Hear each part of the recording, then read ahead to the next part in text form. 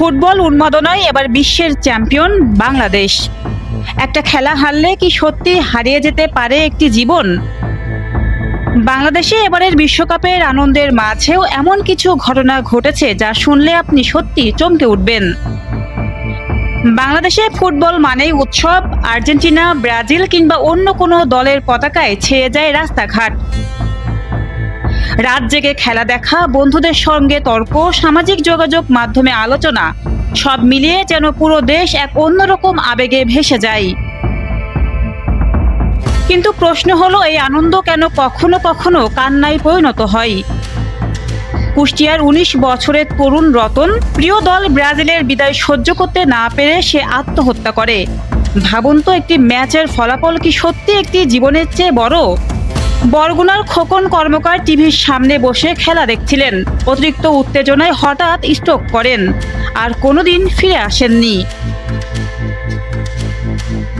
ভোলায় প্রিয় দলের সমর্থনে মোটরসাইকেল মিছিল করতে গিয়ে দুর্ঘটনায় মারা যান ইসমাইল নামের এক যুবক।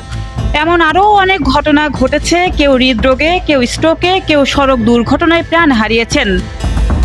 মনোবিজ্ঞানীরা বলছেন, আমরা খেলাকে শুধু বিনোদন হিসেবে দেখি না, এটাকে নিজের সম্মান, নিজের পরিচয়, এমনকি অস্তিত্বের লড়াই বানিয়ে ফেলি। পাড়া মহল্লার তর্ক, ফেসবুকের ট্রল আর আবেগের চাপ সব মিলিয়ে হার মেনে নেওয়া কঠিন হয়ে পড়ে। অথচ মাঠে খেলোয়াড়রা ম্যাচ শেষে একে অপরকে জড়িয়ে ধরে হাত মেলায়। কিন্তু আমরা এখানে বন্ধু হারাই, সম্পর্ক নষ্ট করি, এমনকি জীবনও হারাই। ফুটবল ভালোবাসুন, কিন্তু নিজের জীবনকে আরও বেশি ভালোবাসুন। একটি দল হারতেই পারে, একটি ট্রফি অন্য কারো হাতে যেতেই পারে, কিন্তু আপনার জীবন আপনার পরিবারের কাছে অমূল্য। খেলা আনন্দের জন্য, মৃত্যুর জন্য নয়।